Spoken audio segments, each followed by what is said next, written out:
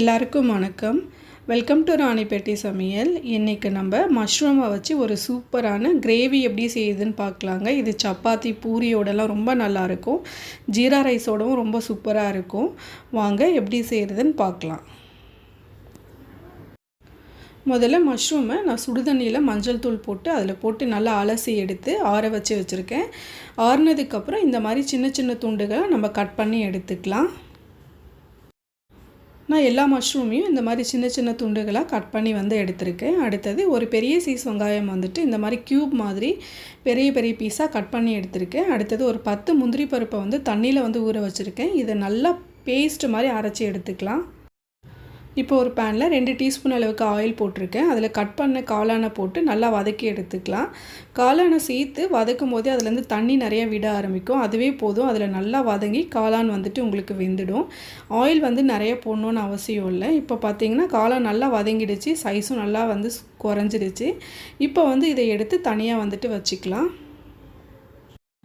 காளான் வதக்குனா அதே கடாயில் நம்ம கட் பண்ணி வச்சுருக்க வெங்காயத்தையும் போட்டு நல்லா வதக்கி எடுத்துக்கலாம். ஆயிலெலாம் போட வேண்டாம். அந்த மஷ்ரூம் வதக்குனா அந்த ஆயிலே போதும். இது நல்லா வதக்கி எடுத்துக்கலாம். கொஞ்சம் க்ரன்ச்சியாக இருந்தால் தான் சாப்பிடும்போது உங்களுக்கு கடிச்சு சாப்பிட்ற மாதிரி இருக்கும். இந்த அளவுக்கு வதங்கினா போதும். இப்போ இதையும் எடுத்து நம்ம தனியாக வச்சுக்கலாம். இப்போ ஒரு பேனில் ஆயில் போட்டு காய வச்சுருக்கேன். அதில் 2 துண்டு பட்டை, 3 கிராம்பு, ஒரு 3 ஏலக்காய், ஒரு பிரியாணி இலை சேர்த்துக்கலாம். இப்போ இது கொஞ்சம் நேரம் நல்லா வதங்கிட்டோன்னு ஒரு 1/4 டீஸ்பூன் அளவுக்கு ஜீரகம் சேர்த்துக்கலாம். இப்போ இது கொஞ்சம் பொரியிற வரைக்கும் நம்ம வெயிட் பண்ணலாம். இப்போது ஜீரகம்லாம் நல்லா பொரிஞ்சிருச்சு. இப்போ ஒரு பெரிய சைஸ் வெங்காயம் நான் பொடியாக கட் பண்ணி வச்சுருக்கேன். அதை சேர்க்குறேன். இந்த வெங்காயம் அந்த ஆயிலில் நல்லா வதங்கணும். நல்லா ப்ரௌன் ஆகிற அளவுக்கு அந்த அளவுக்கு நல்லா வதக்கி எடுத்துக்கலாம். இப்போ வெங்காயம் நல்லா வதங்கிடுச்சு. இப்போ இது ஒரு 1/2 டீஸ்பூன் அளவுக்கு நான் தனியாத்தூள் சேர்க்குறேன். அடுத்தது ஒரு 1/4 டீஸ்பூன் அளவுக்கு ஜீரகத்தூள் சேர்த்துக்கலாம். அடுத்தது ஒரு 1/2 டீஸ்பூன் அளவுக்கு கரம் மசாலா, ஒரு 3/4 டீஸ்பூன் அளவுக்கு மிளகாத்தூள் சேர்த்துக்கலாம். மசாலாவை சேர்த்துட்டு மீடியம் ஃப்ளேமில் வச்சுட்டு இந்த ஆயில்லையே இந்த மசாலாவை நல்லா வதக்கி எடுத்துக்கலாம். நல்லா பச்சை வாசனையும் போயிடும். அந்த ஃப்ளேவரும் உங்களுக்கு ரொம்ப நல்லா வரும். இப்போ மசாலா நல்லா வதங்கிடுச்சு. இப்போது 2 பெரிய சைஸ் தக்காளி நான் மிக்சியில் போட்டு நல்லா அரைச்சி வச்சுருக்கேன். அதை இப்போ நான் சேர்க்குறேன். இப்போது இந்த தக்காளியோட பச்சை வாசனையெல்லாம் போகணும். அந்த ஆயிலில் நல்லா ஃப்ரை ஆகணும். அந்த அளவுக்கு நல்லா வதக்கி எடுத்துக்கலாம். இப்போ இந்த தக்காளி வெங்காயத்துக்கு தேவையான உப்பு மட்டும் இப்போ சேர்த்துட்டு நல்லா வதக்கி எடுத்துக்கலாம். அந்த ஆயிலெலாம் உங்களுக்கு நல்லா பிரிஞ்சு வரணும். அந்த அளவுக்கு நல்லா வதக்கி எடுத்துக்கலாம். இப்போது தக்காளியெல்லாம் உங்களுக்கு நல்லா வதங்கிடுச்சு. அந்த தண்ணியெல்லாம் நல்லா குறைஞ்சிருச்சு. அந்த ஆயிலும் நல்லா பிரிய ஆரம்பிச்சிருச்சு. இப்போ நம்ம வதக்கி வச்சுருக்க மஷ்ரூமை இதோட சேர்த்துடலாம். அடுத்தது நல்லா மைய அரைச்சி வச்சுருக்க முந்திரி பருப்போட பேஸ்ட்டையும் இப்போ இதோடவே சேர்த்துட்டு நல்லா மிக்ஸ் பண்ணி எடுத்துக்கலாம். முந்திரி பருப்பு பேஸ்ட்டு சேர்க்கும் போது கிரேவி நல்லா ஒரு மாதிரி க்ரீமியாக இருக்கும். சாப்பிடும்போது ரொம்ப நல்லாயிருக்கும்.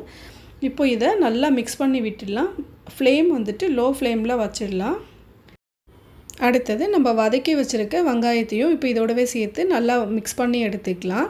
இந்த வெங்காயம் சாப்பிடும்போது கிரேவியோட ரொம்ப சூப்பராக இருக்கும். ஒரு மாதிரி க்ரன்ச்சியாக. இப்போ இதை நல்லா மிக்ஸ் பண்ணி எடுத்துகிட்டு நான் இந்த கிரேவிக்கு தேவையான அளவு உப்பு சேர்த்துடலாம். ஆல்ரெடி நம்ம உப்பு கொஞ்சம் சேர்த்துருக்கோம். இப்போ இதை நல்லா மிக்ஸ் பண்ணிவிட்டு ஒரு மூடி போட்டு க்ளோஸ் பண்ணி ஒரு 2லேருந்து 3 நிமிஷம் வச்சு எடுத்தோம்னா அந்த மசாலாலாம் அந்த மஷ்ரூம்குள்ளே நல்லா இறங்கிடும். இப்போ க்ளோஸ் பண்ணி வச்சு ஒரு 2-3 நிமிஷம் ஆகிடுச்சு. அந்த மசாலா காளான்லாம் நல்லா வதங்கிட்டு ஆயிலெலாம் பிரிய ஆரம்பிச்சிடுச்சு. இப்போ ஒரு 1/2 டம்ளர் அளவுக்கு மட்டும் தண்ணி சேர்த்தா போதும். நிறையா தண்ணி சேர்க்கணுன்னு அவசியம் இல்லை. ஏன்னா காளான்லாம் நல்லா வெந்துடுச்சு. உங்களுக்கு மசாலாவும் நல்லா வதங்கிடுச்சு. இப்போது இது கொஞ்சமாக தண்ணி சேர்த்து இதை நல்லா மிக்ஸ் பண்ணிவிட்டு ஒரு 3-4 நிமிஷம் ஒரு மூடி போட்டு க்ளோஸ் பண்ணி வச்சிடலாம். இப்போது ஒரு 3-4 நிமிஷம் ஆகிடுச்சு. அந்த மசாலாலாம் நல்லா குக் ஆகிட்டு உங்களுக்கு கிரேவி ரெடி ஆகிடுச்சு. இப்போது நான் ஃப்ரெஷ் க்ரீம் ஒரு 2 டீஸ்பூன் அளவுக்கு சேர்க்குறேன். இது ஆப்ஷனல். வேணும்னா சேர்த்துக்கலாம், இல்லைன்னா விட்டுடலாம். அடுத்தது கஸ்தூரி மேத்தி ஒரு 1 டீஸ்பூன் அளவுக்கு நான் சேர்க்குறேன். இப்போ இதை நல்லா மிக்ஸ் பண்ணி எடுத்துக்கிட்டோம்னா உங்களுக்கு சூப்பரான மஷ்ரூம் கிரேவி உங்களுக்கு ரெடி ஆகிடும். அவ்வளோதாங்க, சூப்பரான மஷ்ரூம் கிரேவி வந்துட்டு ரெடி ஆகிடுச்சு. இதே மாதிரி செஞ்சு பாருங்கள், எப்படி இருக்குன்னு சொல்லி கமெண்ட் பண்ணுங்கள். மறக்காமல் எங்கள் சேனலுக்கு சப்ஸ்கிரைப் பண்ணுங்கள். பக்கத்தில் இருக்கிற பெல் ஐக்கானை கிளிக் பண்ணிட்டீங்கன்னா நாங்கள் வீடியோ போட்ட உடனே உங்களுக்கு நோட்டிஃபிகேஷன் வரும். தேங்க்யூ.